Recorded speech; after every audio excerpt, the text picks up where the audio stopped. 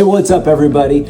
Welcome to the On Mission podcast. And as we mentioned last week, we are in a two-part series on the habit that changes everything. And so if you haven't listened to last week, I encourage you to do so. But just wanted to remind you that this week we're going to be wrapping that up. So let's jump into the part two of the habit that changes everything.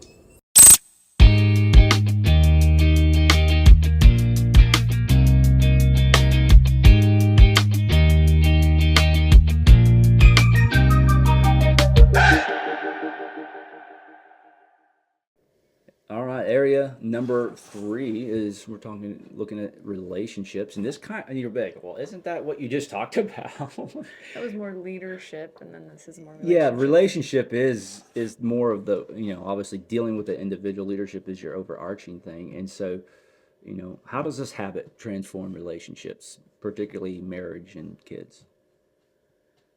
Well, I think, first of all, you cannot love what you refuse to understand. Mm, So if you start trying to understand before you respond or correct, that can make a huge difference. hmm exactly. And I think with that, we've mentioned this before, it bears repeating. You have to stop living on autopilot. If you're going to be curious in with your relationships, I've heard people say, man, I just want deep relationships. Well, how are you going to have a deep relationship? You know, it's easy to have surface fair weather friends, but to have the deep relationships, or 3 a.m. friends like we call them, well, what's a defining factor? You're curious about one another.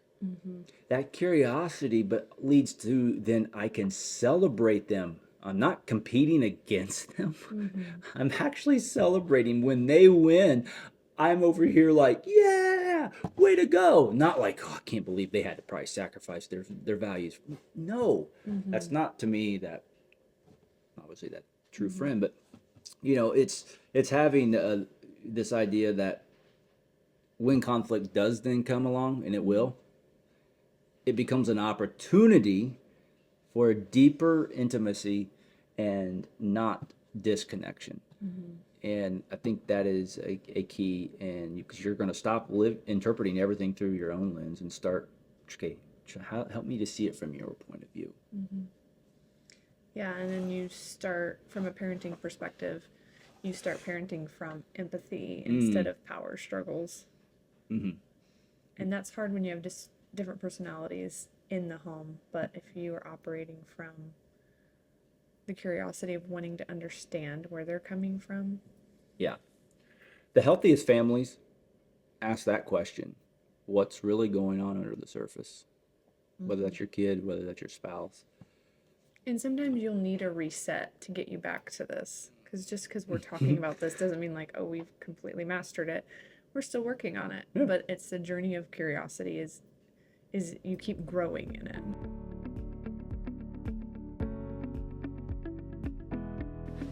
All right, area number 4 is Wellness. your favorite here. So, all right, and what do we mean when we're talking about having a curiosity in this area of wellness?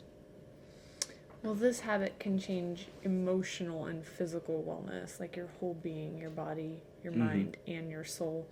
So, not just what you eat, but what you think, what you're taking in, your emotional health towards the people around you, things like that. And then you start learning to listen to your body instead of ignoring the warning signs. So, if you have a lot of headaches, that could be a warning sign. If you are snapping at your kids more often, that could be a warning sign. Yeah. Things like that. Listening to what your body is trying to tell you. Yeah, I think there's a misconception of when it comes to this idea of health, and we call it wellness because it's holistic. It takes in everything. That, but like what I eat or my emotional mindset and all these different things doesn't affect how I treat my kids or my spouse or my coworkers. And it's just like, it does. And having that curiosity, I think that can help change all of that. I mean, if I wasn't curious, I know I would be on like $300 a month medication right now. If Probably thanks to you, I think you were the curious one there, and then be like, no, we're going to find an alternative way. And anyways, and so it's just having that curiosity, I think, there of like, I know, And if it wasn't for curiosity, I don't know if we would have our other two kids, yes, because we went through some fertility issues and there was no solutions at that point. yeah. And so it's this idea of listening to your body can sound mystical to some people, but I remember a doctor several years ago when we started more of a natural, healthy journey.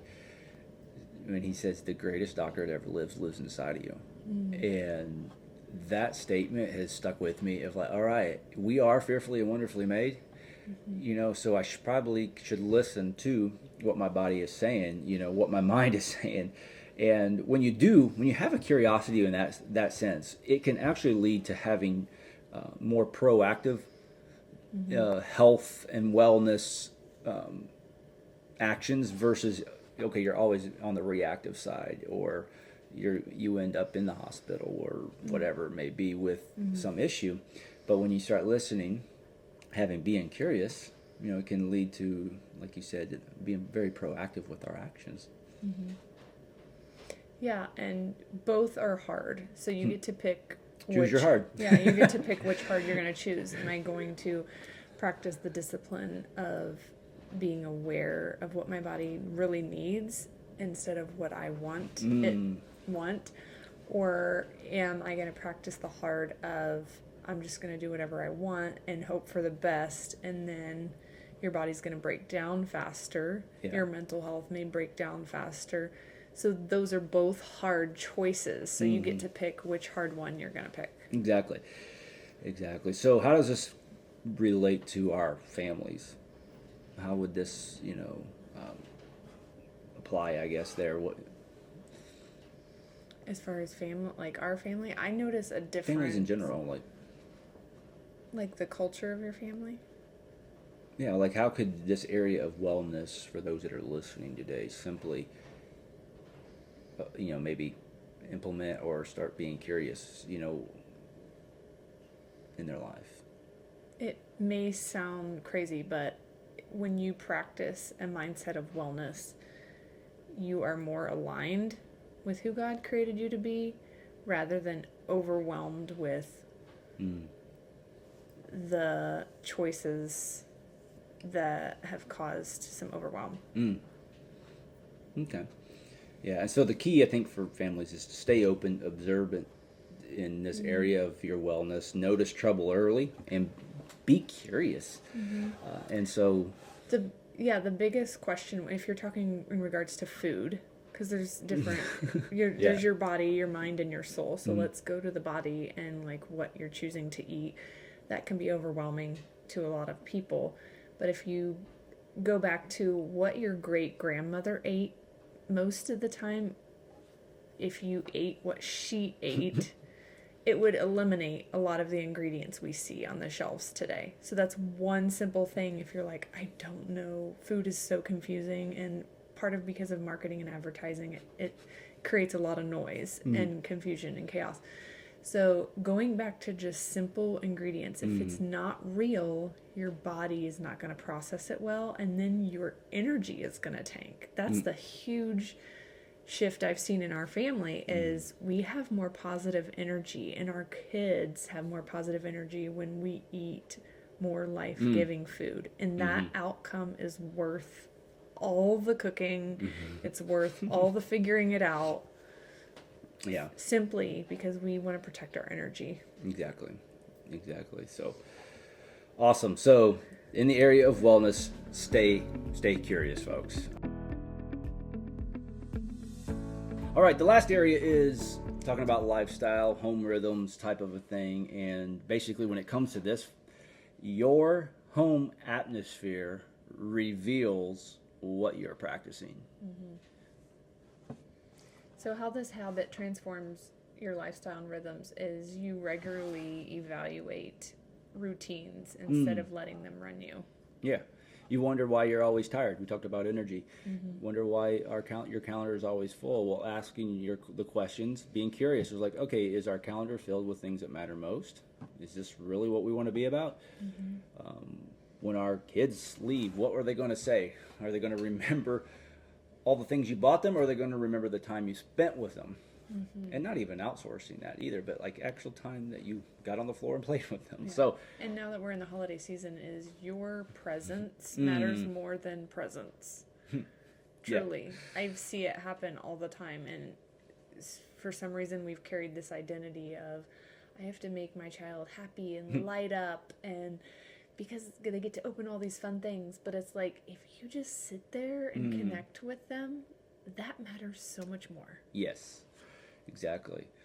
And just to remind, us and everyone else too, that lifestyle, it's not random. It's built on the questions that you ask and that you don't ask. And so that if you are going to practice this idea of curiosity with your lifestyle, I mean, listen, we've full-time RV'd for 3 years. Why? Because we were curious about it too. And we're curious about minimalism, like just living with less. Yeah. And that will do it, folks. And then, that was a great time. A lot of good came out of that. And so your lifestyle isn't random. It can be very intentional with what you do, how you spend your time. And families who practice this idea of curiosity are going to stay aligned, not overwhelmed. And maybe that's a strong message, maybe going into the holiday season. But if you want to have a lot more energy and not feeling that overwhelmed, hey, be curious and ask the questions. Okay, what is our home rhythms really like? What's our lifestyle really like? Are we living the lifestyle we want, or are we living the lifestyle that other people Yeah, and influencing? This week you could do something as simple as I'm going to declutter one thing from my calendar and one thing from my home and one thing from my mind, like a belief that I've been believing. And that can make a huge difference if you just slowly declutter the things that are not serving your family's mission. And if you don't know what your family's mission, then you need to go back to episode 1 or 2, whatever, and really align on that, and then you'll know what to declutter, right? Absolutely. So what are some practical ways that, as we wrap this up, that people can actually build this habit out? So we could slow down your responses. Replace "why did you do that" with "help me understand." Admit when you don't know something. Explore and scripture together. Ask deeper questions. Get curious about the word. Yes.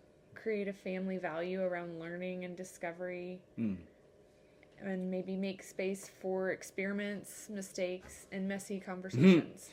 Right. And curiosity, the way to deal with conflict is be curious.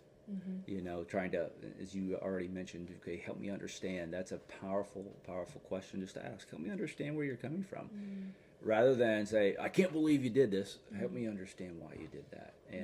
And so being curious, folks, is I think a great habit for deeper relationships, deeper friendships, stronger marriages, healthier work environments and lifestyle. Just be curious and stay curious. And if you need a word for the year in 2026, that would be a great one. There you go. And I'm curious to see how many people would do that. Yeah. Let us know. Yeah, absolutely. So, well, everybody, thank you for joining us today on this episode of the On Mission Podcast, talking about the habit that changes everything, and that is curiosity. So we hope that this has been a blessing and a help to you. And I know there's a lot in this, and probably every one of these areas could have been their own episode, but wanted just to help share this with you to be a resource to be curious in life. Be curious this Christmas season. Be curious in your faith, your relationships, your leadership, your wellness, and your lifestyle. And by doing that, you can also be a person and a married couple and a family that lives on mission.